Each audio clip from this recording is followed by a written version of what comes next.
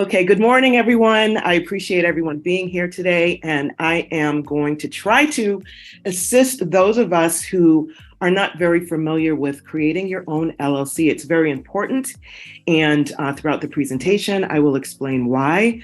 For those of us who already do have an LLC, I hope that there are some golden nuggets in here that will stand out, that will help you continue to grow.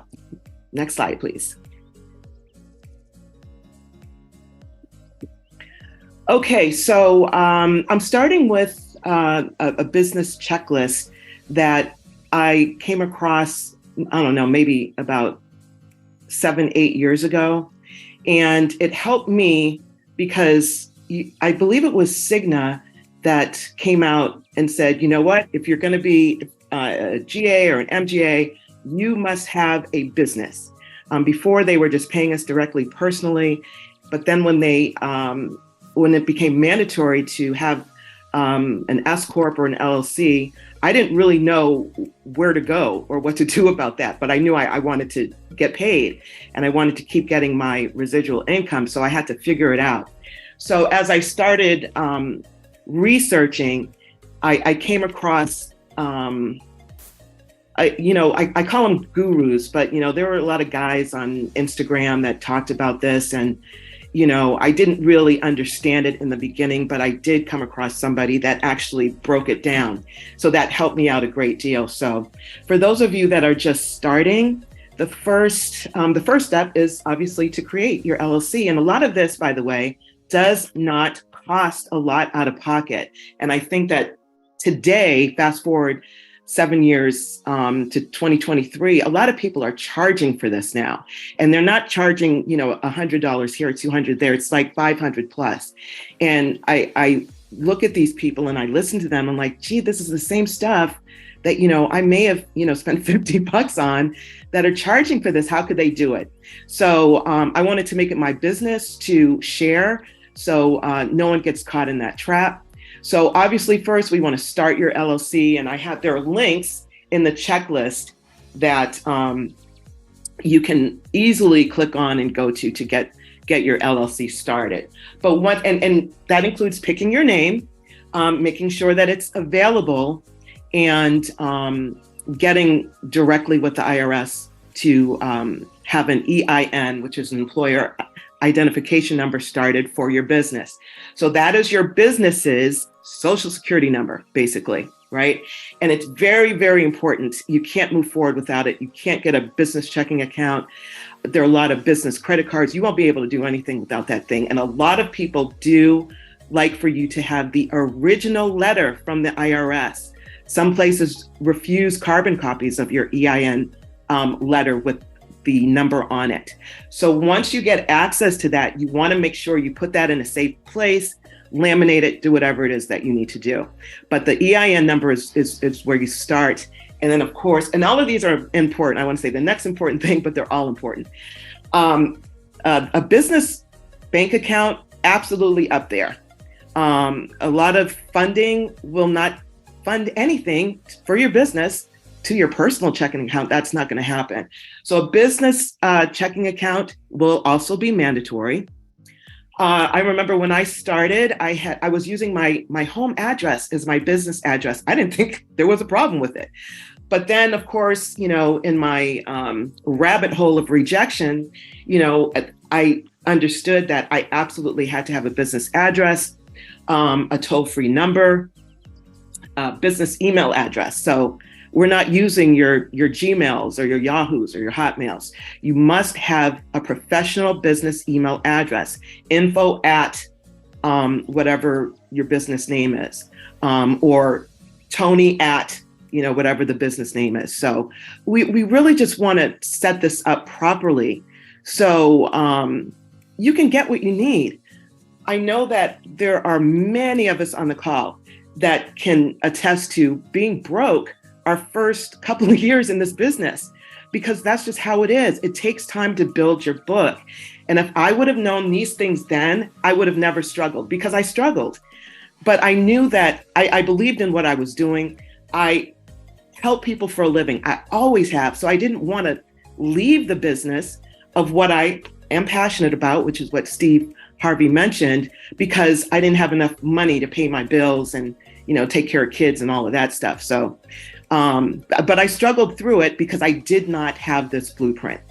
So with that, you can submit your company information online. So basically what that means is, 411 still exists. I know it's kind of old school, but there's still the yellow pages. They just exist online, but you want your business in those yellow pages. And 411.com is how to do it. They have yellowpages.com, 411.com. You can list your business with Google, and all of this is free. The lenders want to see your footprint online.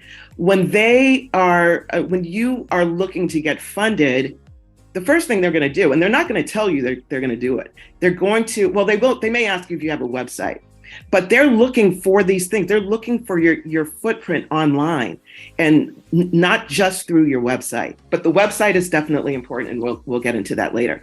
And lastly, here is the Dun and Bradstreet number. Hopefully you guys have heard of the Duns, which you definitely need as well, because this is the platform that creates your credit profile for your business, because your business has a credit profile just like your personal Social Security number does, right? So we want to make sure that things are set up in a manner that makes your business look attractive, okay? And for those of you who have questions, I assume that we'll take them after the presentation, Michael? Yeah, there's a Q&A at the end.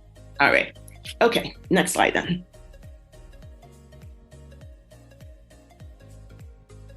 Okay. Now, I know a lot of us have heard about ChatGPT. There is a nemesis to ChatGPT, and that would be bard.google.com, which I think a lot of you should check out. But let's start with LivePlan. LivePlan is a website where you can create your business plan. I think it is imperative to have a business plan. Again, it just helps your portfolio look good, and things are a lot easier now than before. Before you had to sit down and, create content and, try to, even for your own business that you created, sometimes it's hard to come up with the words on paper about your business, because some lenders are looking for details about your business. And, if you've never done a business plan for yourself, again, there are people out here that will charge you to do it for you, but they didn't create my business. So I have to, or I felt I had to have some say in my own words. Now, it's very easy to jump on ChatGPT or Bard and, what's the great thing you have to say about insurance agents? And of course, it's going to have a laundry list of paragraphs about being an insurance agent, but what's in there is you. Where does your voice come in? So although AI is, a great tool to use, and it is making life a lot easier, particularly for high school kids. I wish I had it then. But, it will give you suggestions. And of course, you want to mend that to cater to the personal aspects of you and your business. So liveplan.com, again, there's no charge for that. You guys can, simply Google it, and it asks specific questions that lenders will look for in a business plan, and you just autofill it.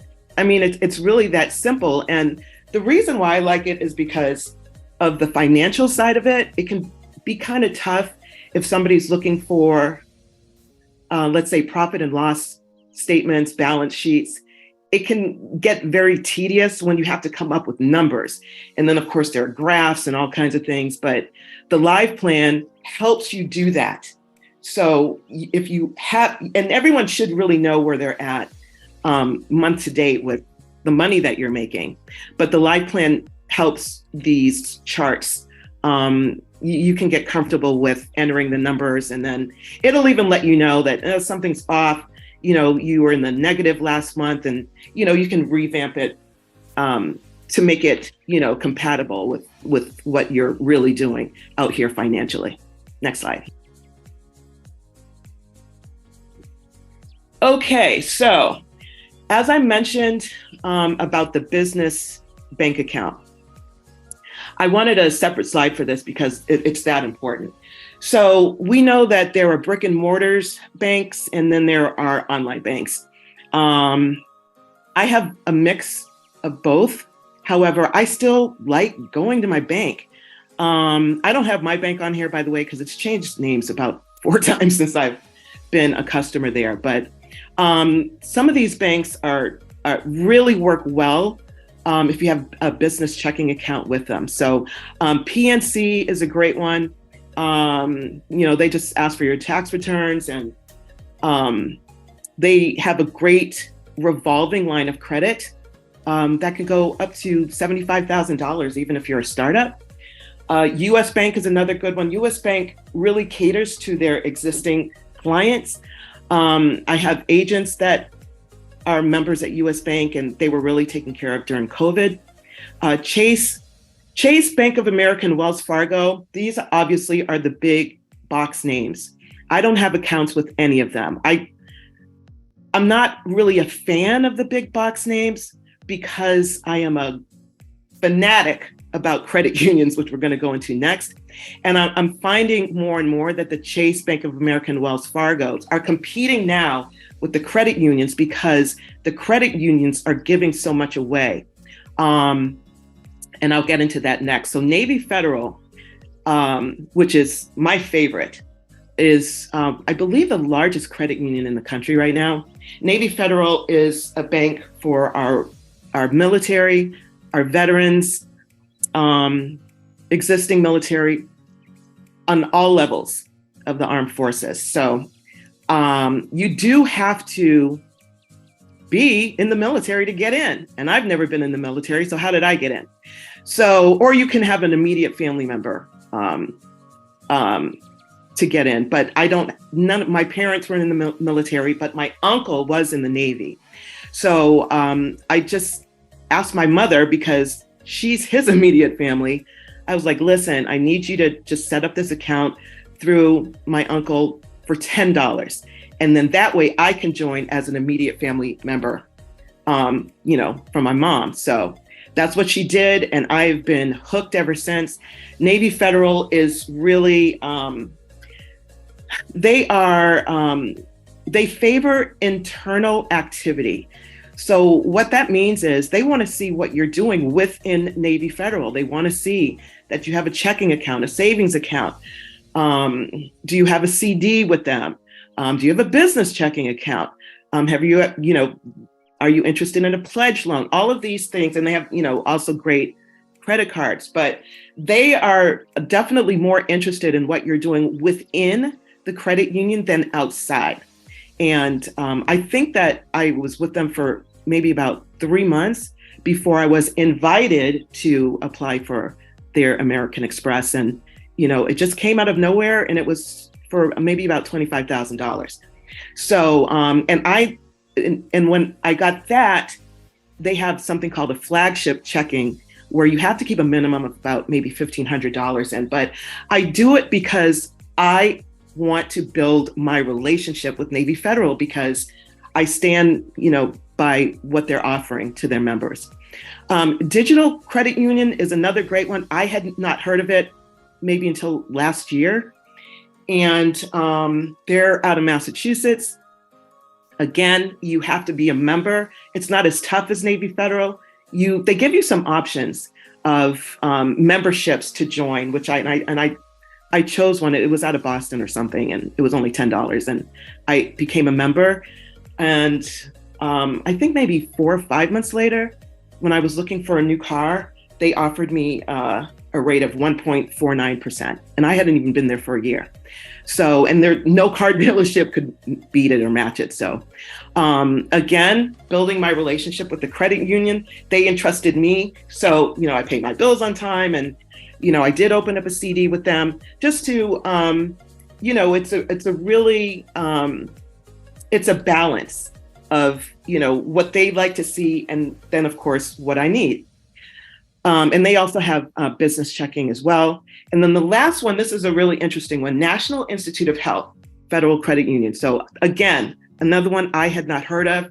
I call these people, I don't just go by invitations or what I read online. I'd like to talk to people to see what they're looking for. If you're going to check my credit, if my credit is 740 with Experian and maybe, 700 with TransUnion, I may look for a loan, but I only want you to check Experian. I don't want you to check all of the bureaus. So those type of details is, what you get when you pick up the phone and you actually speak to somebody. But National Institute of Health was interesting because, this is where, surgeons and doctors, sorry, you guys. This is where nurses and doctors, this is their bank. This is where they have their accounts. And when I called them, because I think I may have gotten some in the mail about it, but I said, why would I get something in the mail for, the Institute of Health? I'm a health insurance broker. And they were like, well, that's because you qualify for it. So I was able to start a business checking account with them. And they, once again, I'm getting invitations for cards and, loans and things like that. But, do I need every loan? Do I need every business credit card? Absolutely not. But I do, I always think about my future. And I like to maintain or establish relationships in the event I do need a loan for, $50,000 or $100,000. And, if I prove myself, over a year, 2 years, 3 years, I may have access to that because, they've seen me work personally with them on a smaller scale. Next slide. Okay, so we talked about the brick and mortar. So these are just some of the online business checking accounts that I've looked into and have considered. There are a ton of them. And again, you just have to do a little bit of research to see what they're offering. I don't really care for checking accounts that are going to charge me, $8, $10 a month just because I just don't see what the inconvenience of my money sitting in your bank is doing to you, that I need to be charged for it. So I list American Express first because a lot of people don't know that you can have a business checking account through American Express. They are a bank, and it's not just about credit cards. And when I started my LLCs for my kids, this is or my young adults, that's the checking account I chose for their businesses, the American Express one, because I want them to establish a relationship with American Express because American Express has some great credit cards. Next is Bluevine. This is a really big one. Bluevine kind of blew up during COVID. A lot of people, when we were applying for EIDL loans and PPPs, Bluevine was helping people with those applications. And, you needed to start a checking account with them to do so. So they are one of the top online business checking accounts. Currently, there's Axos, Grasshopper, and Relay. Just look into, I just listed a few. Again, there's hundreds of these. But you want to do your homework to make sure that the banks are compatible with your business lifestyle. Okay. So it's not just about, I know that, for those of us that have had business accounts for a while, we just went to a bank and opened up a checking account with the bank because we needed to do it, or, it was down the street, it's convenient, or what have you. But now I look at these banks differently. I look at what they're offering me. We all know that they don't offer anything in regards to interest, but they have some perks for your business based on what you need. And some of these banks you can call up and say, hey, I'm a startup. However, I know to grow my business or to scale my business, I'm going to need money for marketing and advertising. What will this bank do for me in 5 months or 6 months. That's really, you want to ask them hard questions. I mean, they wouldn't even be here without us. So we are entitled to do so. And that's how I talk to them. What are you going to bring to the table for me in a year? Because I plan on, making, $300,000 to $500,000. Like what's the most you'll be able to offer me? And tell me what it's going to take for me to get there.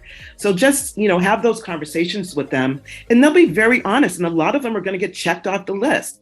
So, but it's definitely worth your time. Next slide. Okay, business credit. This is the fun part for me. Business credit cards with no hard pull. Hopefully everyone understands what that means. If somebody checks your credit, it's a hard pull. And if they're not checking your credit, then it could either be a soft pull or no hard pull at all. So I don't want to use the word easy if there are people on here that have not started an LLC, but when you establish your business, these are, and you guys take a screenshot of this if you need to, or make sure you get a copy of it. But these are the business credit cards that literally just ask for my EIN, and that's it. My business address, the EIN, and maybe my website.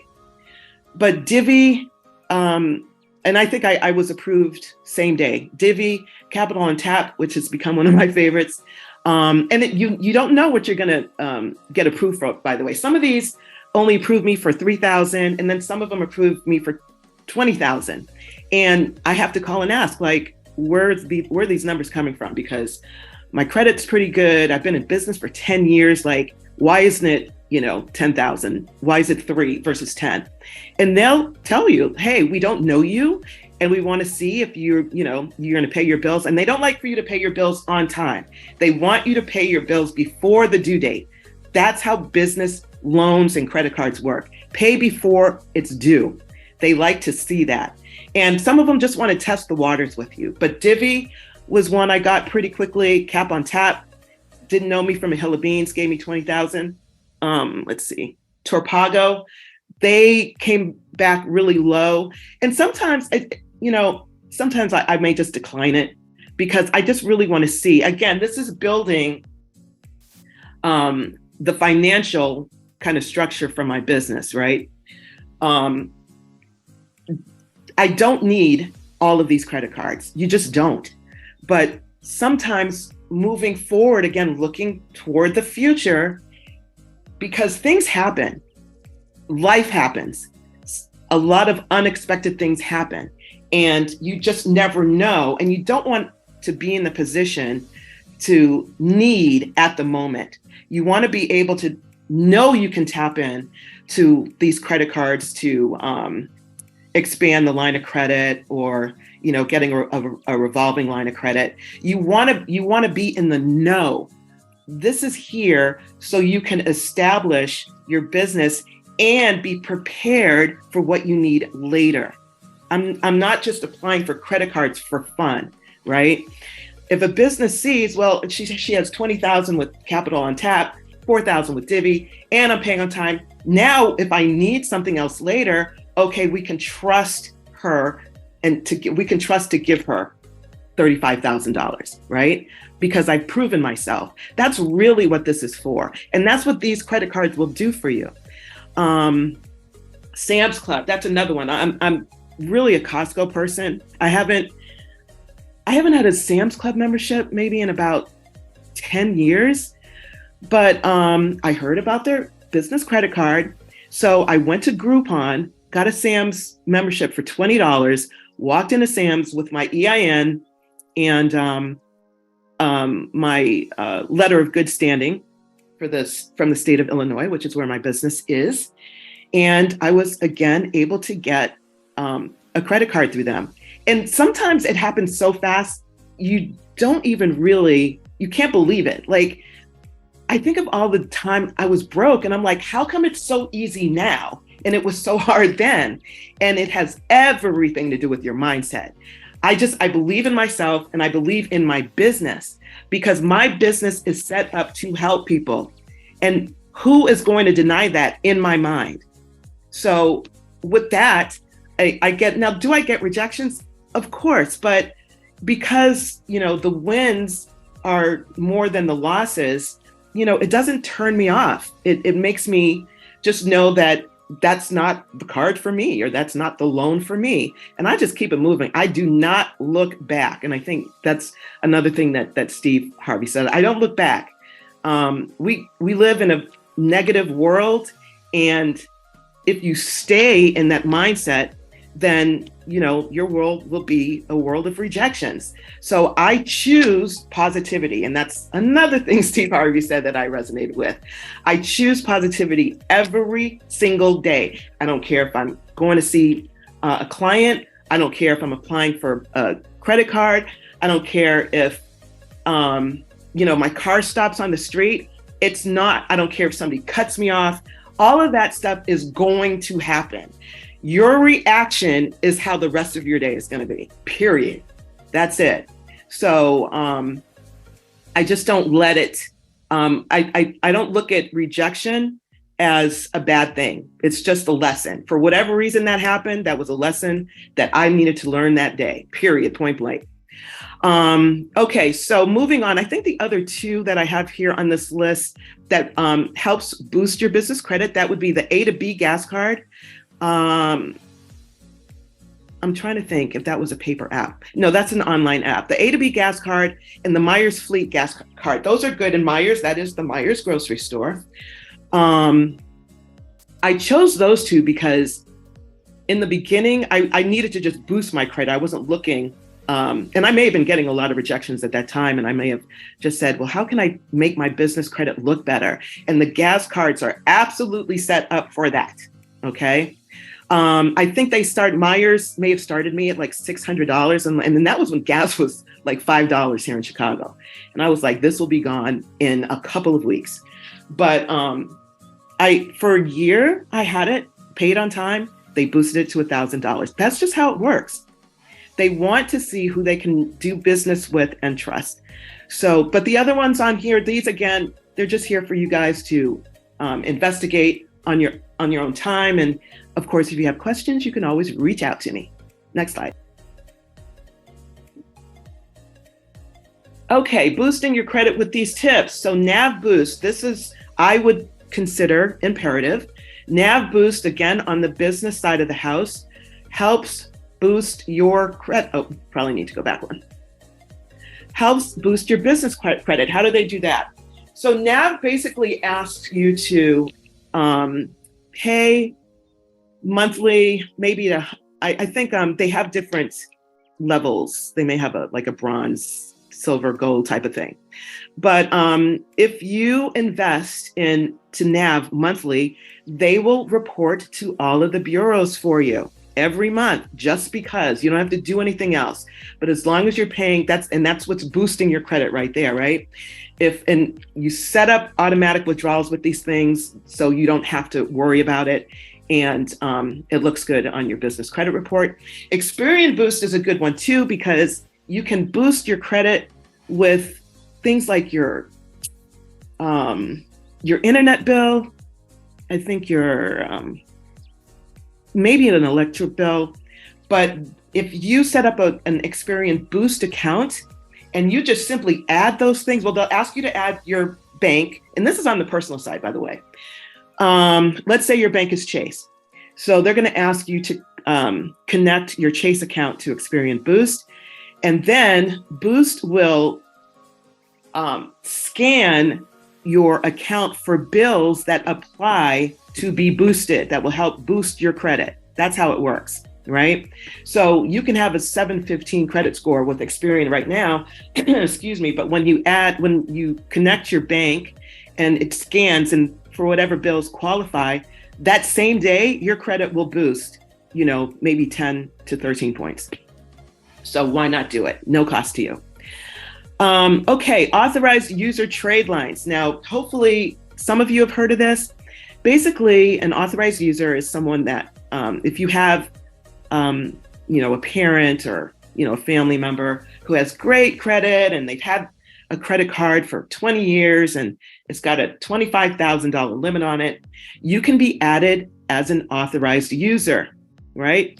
Especially if you have a good relationship with your parents, because they've had credit. My father's had his Amex since 1985. So that was he was the first one I went to when I was trying to build my credit, to add as an authorized user. Now I have siblings that he would not trust to do that. You know, my parents are pretty strict, and they do things by the book, and you know, they don't believe in bad credit, even though all of us have had bad credit as far as their kids are concerned, because we weren't taught how to, we were taught to save and, you know, get a job and, you know, be miserable and die. And these people, you know, had really good jobs, and they didn't teach us, you know, how to maintain and play this credit game, is what I call it, because it's definitely a game. But there's in this game, you have to understand how it works to win. And nobody educated me or my siblings on that. I basically had to figure it out myself. And I think out of the four of us, I'm still the only one who's gotten it. And I'm the youngest of the four. And I try to help them all the time, but it does take, you know, some form of discipline. But anyways, authorized users don't have to come from family members. You can buy trade lines, and these are the companies, and that's not a typo, by the way. There's a Coast Trade Lines, and then there's a Coast to Coast Trade Lines. And basically how that works is they'll have a list of credit cards that are owned by people that you don't know, and they are selling their trade line, because a credit card is also known as a trade line. And they will let you, for a fee, buy one of their trade lines temporarily. So basically, what that looks like is this. Let's say somebody has an Amex. They've had it for 7 years. It has $18,000 on it. So a United Credit Services or a Coast Trade Lines will sell you that trade line for maybe about $300 or $400. The higher the the higher the limit, the more the cost. So if that same Amex for that person has had for 7 years had $40,000 on it, well, then it's not going to cost you $300. It's going to cost you $1,000. The higher the limit, the higher it's going to cost. The longer the age of the trade line, the higher it's going to cost. But if we're just trying to boost your credit, you don't have to start off big. But these are, you know, some of many companies that do offer trade lines for you to boost your credit, your credit report numbers across the board. It lets you know when it posts. It'll let you know when it'll hit Experian or Equifax. So let's say, what's today? The 21st. Now's not a good time. I never look at trade lines this close to the end of the month. The new trade lines for September usually come out around the 25th of every month. So that's when you want to start looking at trade lines, because it's going to hit within the next 30 days if you want to see something move quickly. Next slide, please.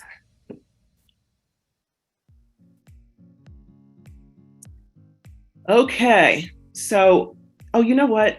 I'm sorry. When we were talking about banks, I did have in all caps something about no doc loans.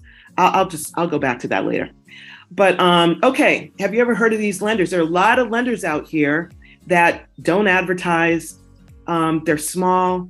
They love working with real small businesses, you know, when it's just you, maybe one other person, or a startup. But Ascendus is there, and they're very personal. They check in with you. Hey, we're still looking for, you know, this document. When do you think you could send it over? They'll send you a link so you can upload personal things like your tax returns. No one's ever going to see them but them. Everything's nice and secure, and they're real life people. You can pick up the phone and talk to them anytime. Very personal, and I love them. Ascendus is great. New Tech One, another personable one. Best Egg is a bigger one, but Best Egg is kind of the front name, and they have a lender that they use behind their name. I'm not really keen on their rates. Right now, the rates are kind of high to me. If you're going to get a loan, try to stay under 11%, because they do offer that. And you can say, you know what, that's too high. Let me check someone else. And then they'll say, well, wait a minute, let me check with underwriting, and, you have good credit, and see what I can do. Those are the conversations I have with these people, because they need us, right? If they're not lending money, then they're not in business. So the ones I have listed here, in particular, target people like us, people who do what we do. They're not really looking for the small restaurant or, even the food truck. They're looking for businesses that are even smaller than that. And that, in many cases, is us. So they fit right in to what we need for us to scale our business. Upstart is another one. They actually, I have a funny story about them, because they offered me a loan and then they offered me cash. And it was, kind of weird that they were just offering to do business with me. But then, of course, I'm like, well, $30,000 in cash, what's that going to cost me? And the interest rate was like 35%. I was like, this conversation's over. But just know that based on whatever kind of situation you're in, that does exist. Not only can you get loans, you can literally just get cash sent to you, just like getting cash from a credit card. But if it's not worth it, don't do it. I mean, that's like absolutely in a desperate situation. Now, what I have highlighted here in red is the SSBI, the State Small Business Credit Initiative. Another thing a lot of people have never heard of. This exists in every state in the country. And this basically is the government's answer to people who applied for the EIDL and the PPP and didn't get it for whatever reason. I know a lot of us did. Some people didn't. So instead of all of that money coming from the federal government, they have allocated funds to each state. Each state has a different amount that has been approved. I'll use Illinois as an example. Illinois was approved for about $335 million. Now, just because it's approved doesn't mean that they're ready to start taking applications. The application process in Illinois has not begun. However, if you live in Florida, if you live in Tennessee, if you live in California, I think Alabama, it is approved for applications. So absolutely Google the SSBCI for your state and see which lenders they're using to get you funded, okay? But I highly recommend, I monitor this thing at least 2 or 3 times a week to see when it's gonna open up for the state of Illinois. And I shared with my team last week a grant that people in Illinois here, and I'll talk to anyone in the state of Illinois offline about a grant, doesn't need to be paid back, of anywhere up to $20,000. And all they need is your 2019 tax return and your 2022 tax return. They just want to see that you were in business before COVID and that you're still in business. And that is it. So hopefully you guys see why I invest my time in this. And I heard recently that if you invest, I believe, 100 hours into any field or industry in educating yourself, you become, more than 95% of the people in this, I won't say the world because I don't know if that's true, but I know in this country, because that's how dumbed down society has become. People just don't read anymore. But 100 hours, not 1,000 hours, just 100, that's 18 minutes a day. If you invest time in researching anything for 18 minutes a day up to 100 hours, you officially know more than over 90% of the people. Next slide. Okay, so I just wonder, what are we going to do with all this money that you guys are going to use to scale your business and be the most successful you can possibly be with global and integrity? You are going to outsource whatever you need to. I'm a big delegator. I really prefer for somebody else to do the grudge work because I have done that. I've knocked on the doors. I'm feet in the street. I've done all of that. I can't even tell you how many, I don't know if one of my agents is on here, Raymond Billups, but he and I used to just be out every day talking to seniors on the street in grocery stores. That's how we started. And now you don't have to do that. So, and most of my team knows that I've worked with VAs in the past. I was maybe a week out of signing a contract with the first option here, my Outdesk, until I went to Grenada and at the round table, I believe it was Josh that mentioned the onlinejobs.ph, PH standing for Philippines. And he saved me thousands of dollars because Outdesk was going to set me up with 2 VAs for $2,000 a month, I think. And then, of course, this option came up, the online jobs, and they only want $4 or $5 an hour. It's insane. But the Philippines and India are set up. These are telemarketing hubs now. I mean, some of the largest corporations use them, which we all know because when we call, some of these corporations that we have to work with on a daily, that's who you're going to get. And that includes our carriers that we're contracted with. So also in the Philippines is Ready 24/7 VA. Stalwart has a really good reputation. They're located in Upwork, where you can find people that do anything. They create your website, graphic design. They'll cold call for you. They'll get a list of turning 65 for there's a lot that they pretty much do a lot of your business if you need them to. Emapta, also located in the Philippines, and last stop is Fiverr. Hopefully you guys have heard of them. They're very popular in doing a lot of the things that we need in our business today, which will free you up to, obviously, as Tony used to say, speak to the people, speak to the people, speak to the people, right? That's what we still need to be doing. At the end of the day, that's our foundation. The more people that we're in front of, the better, the more people we can help and the better that we'll do. But at least now you have some cushion with these options that you can delegate because you don't have to do it all. And I know many of us are multitaskers, but when you have, even, 300-500 clients, 1,000 clients in your book of business, it just becomes too much. It really does. And you can't do it all. And, when, I speak to people like Willie Mae Alexander, who literally, she's one of the only agents I know that literally went line by line to make sure her commissions was intact. That's a lot. A lot of us don't do that.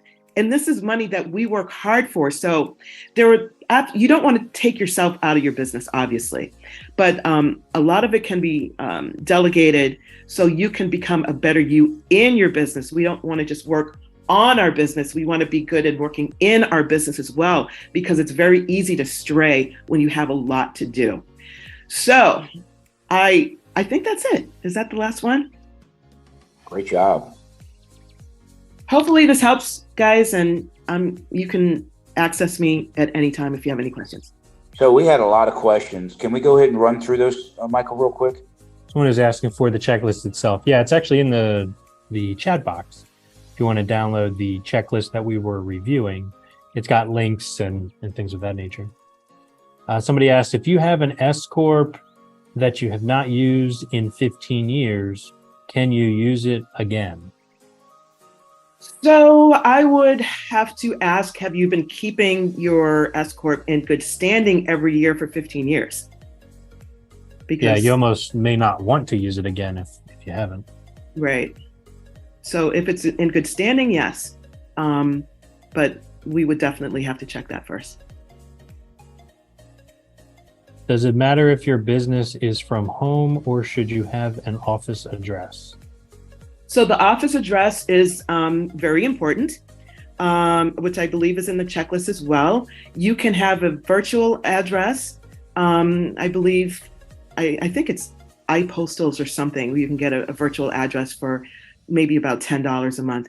However, I recommend having a brick and mortar address. And that link is in the checklist as well, Opus Office.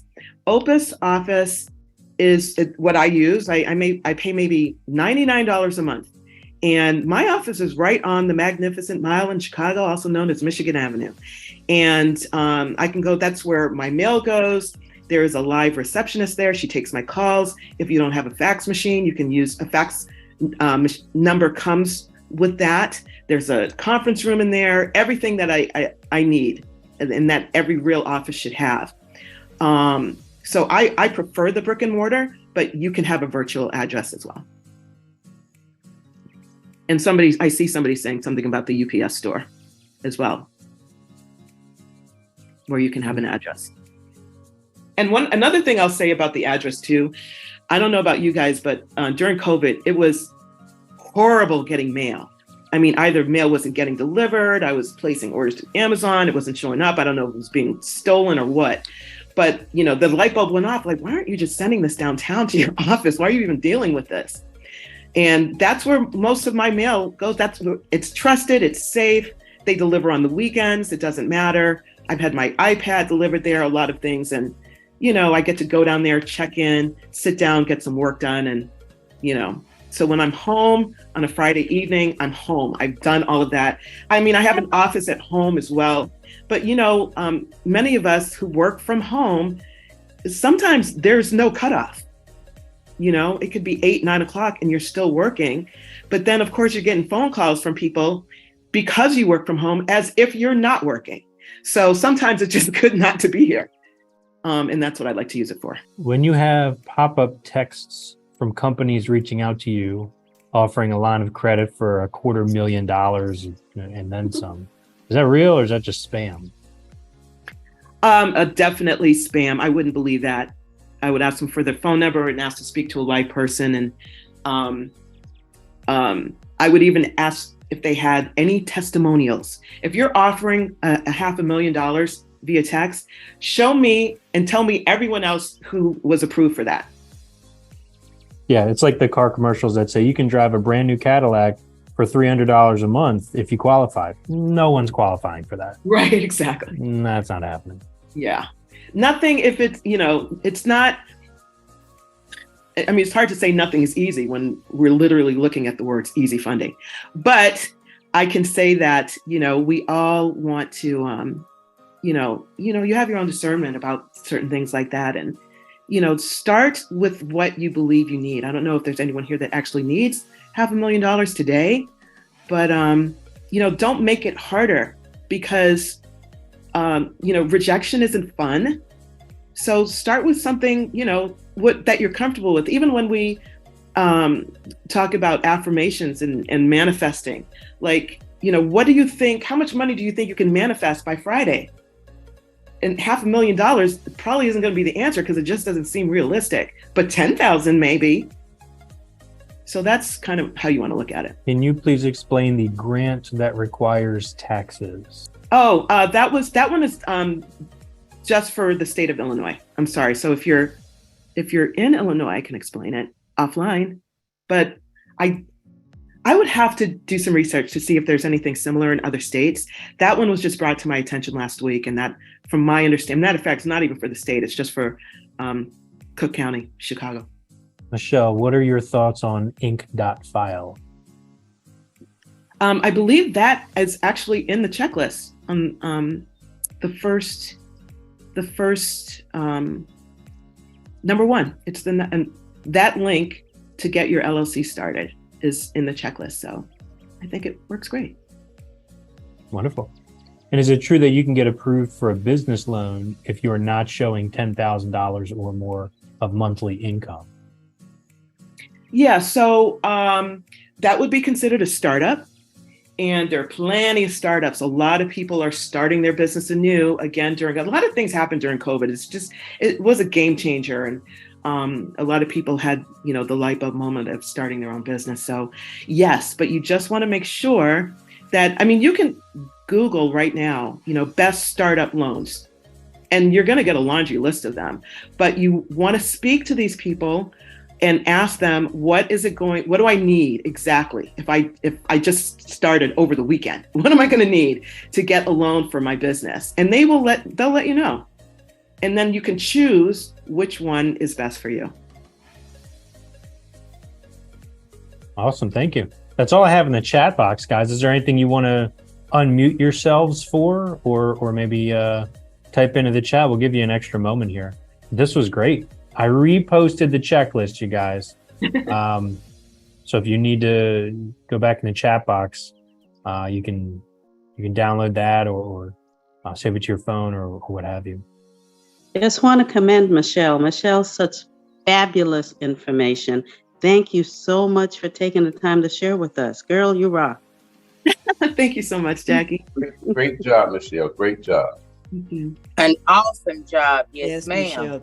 Thank you. Wonderful job. Thank you so much. Absolutely. Great job, Michelle. Thank you, Joe Gray. I just want to, we're definitely here to help each other be the most successful we can possibly be. And to me, there is no sky, there is no limit.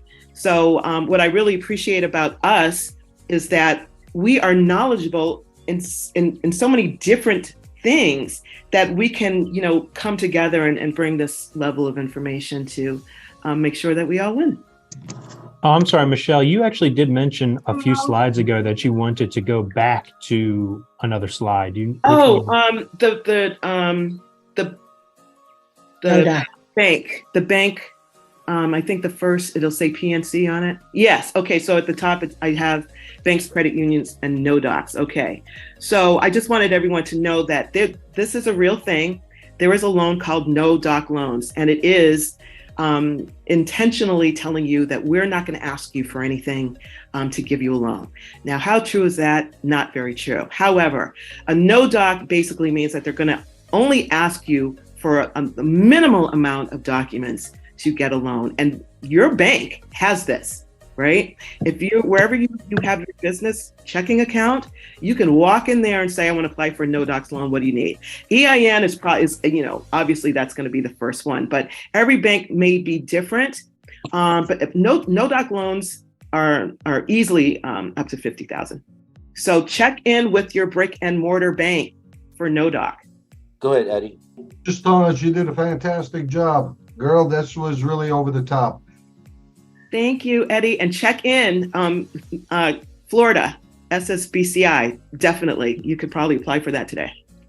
I will. Good job. Good job.